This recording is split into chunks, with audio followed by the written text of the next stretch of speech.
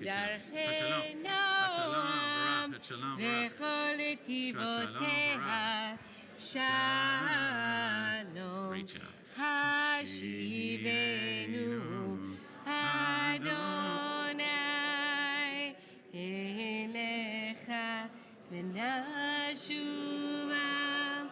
חדש חדש ימינו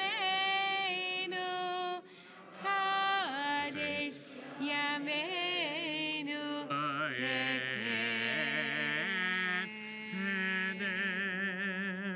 Maybe see everyone. Shabbat shalom. Umbarach.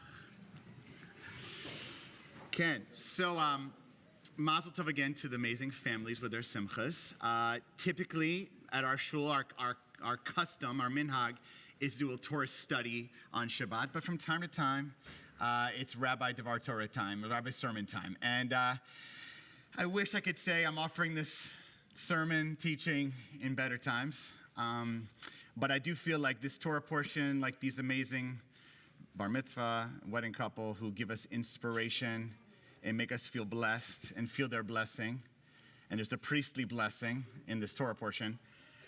Like we need some blessing here because this is an incredibly difficult time for the Jewish people. And so I'm going to talk about the priestly blessing mainly at the end and see it not only as a text that gives us hope and inspiration, please God, but even a particular incident around the priestly blessing, a parchment of the priestly blessing being found in Jerusalem and its story, which I'm going to share to you that I believe can give us some inspiration. But let's just review for a second here. We have been through 3 specific incidents in the past 6, 8, 9 weeks that are almost indescribable in their pain and in horror. It began with the governor of Pennsylvania, Josh Shapiro, and Passover night, a terrorist goes to the governor's mansion while he and his family and friends are celebrating the Passover Pesach Seder and uses fire to try to kill him and his family. Then more recently, horrifically, in Washington, 2 young people involved in Jewish community leadership, one a young woman from Kansas City, Missouri, involved in her Reform synagogue in Kansas City. Her boyfriend, apparently they were near engagement, supposedly according to what we heard this week. And it's so horrible, but it's touching because Jonah Kaplan, who is a member of our shul, many of you know Jonah and Grace. Jonah was the one who interviewed Sarah Milgram's parents this past week. I don't know if you saw it on CBS News. Actually, Steve pointed out to me, and I watched it.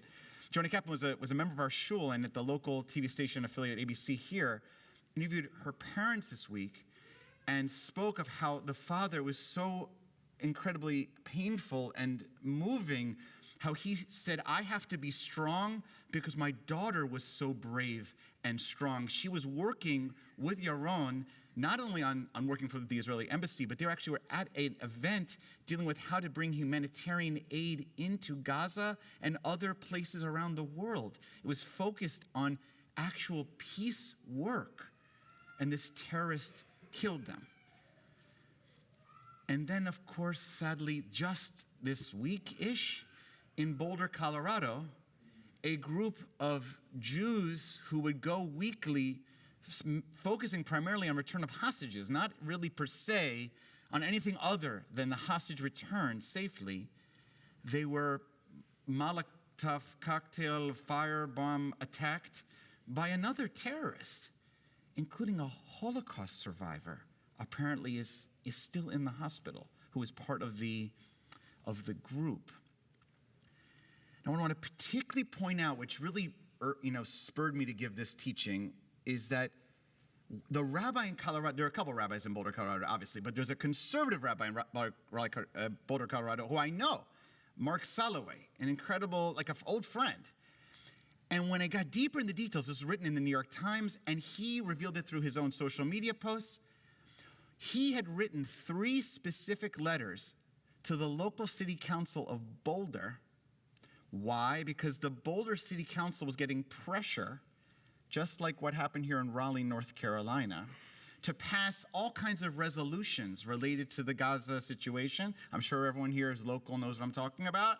And the rhetoric was so heated and like a rhetoric of violence and incitement, not just pro-peace, you might say, but pro-Hamas, celebrating terrorism, that this rabbi who I know, who's very much a peace-oriented rabbi, okay, this is Boulder, Colorado, okay, all right, but he said, I'm at these events, my congregants are scared. They're being pointed to, spoken to with threats of violence. You, city council, need to not only not deal with this resolution, but you need to speak clearly against this type of rhetoric and incitement. And he felt they did not, and he directly connected the culture or the atmosphere of incitement in the Boulder kind of town with this violence. He saw a direct connection, which really reminds us, sadly, of the book of Proverbs says that death in life is in the power of the tongue, and that what first starts with language, sadly, we know this in the Jewish community more than any other community perhaps, okay? It ends up with actual violence in the street. Violence of the tongue leads to violence in the street. And so it really speaks so clearly, and I am so troubled because our city council has turned over and we have amazing local representation. However, there still continues to be one member of the city council who continues in her social media posts to put things forward in the weeks when the Jewish community is in the most suffering, concerned. Our security is strong. We are resilient, but it's strong. It's higher alert than ever. And she continues to post incendiary posts on her personal website and on her kind of a public website, public social media. It concerns me even here. Now, on the other hand, and that's why I want to really make sure everyone knows, I'm so touched, and I know that my wife, Rabbi Jenny, too, we've been continued to be contacted by numerous local clergy, friends, people outside of the Jewish community locally who continue to reach out to us to offer their support. I specifically was very touched by Congresswoman Ross, who we played phone tag this week, but she contacted me if we played back and forth. She's in Washington, obviously, for votes, but she's not only expressed her deepest concern, and she has actually spoken from our pulpit before about anti-Semitism, but she was speaking specifically that in the current big bill, she is working to make sure that security for synagogues continues to be put as a kind of a line item, and that is not, God forbid, cut from this. But I mean, not just for synagogues, really for all houses of worship, but a specific focus on the Jewish community given the current crisis we're facing. So I want to be clear, the culture is not only one of incitement, it's also one of love, but there's a lot going on out there in the context. And so I want to kind of wrap on this statement. This is a difficult time.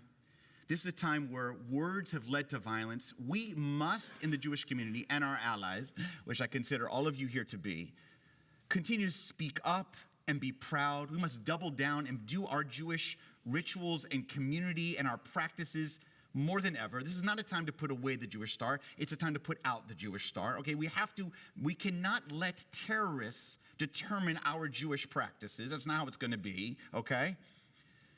But we also have to remember that the source of who we are and what we're about is to be a blessing, like the priestly blessing says, to each other and to the world. That is the goal, to bring the blessing of God's face to everyone. And then this story I will close. I was reminded this week by Rabbi David Wolpe, who told this beautifully, but I had heard it once before in Israel.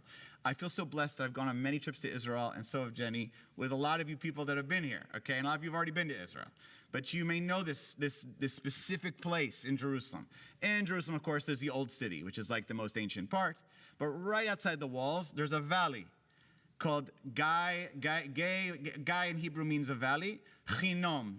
And in Yiddish, someone may know, it's been turned into Gehenna. Gehenna, the place of Hinnom. Gehenna, the valley of Hinnom. It's considered in the Jewish tradition hell. We don't really have a hell, so we're saying, but that's what it's called. Why?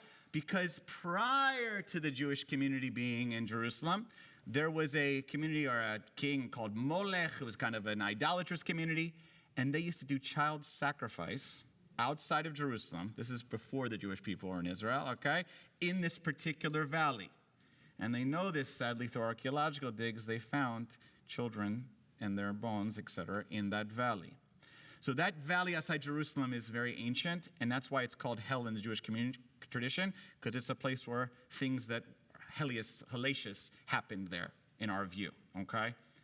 But in that spot, Israeli archaeologists found the oldest piece of tradition from 6 centuries before zero, 600 years before you. We're in 2000, whatever you are, so it's 2,600 years ago, okay? One small text, and it was the priestly blessing. May God bless you and keep you. May God's face shine upon you and be gracious to you. May God look upon you and grant you peace.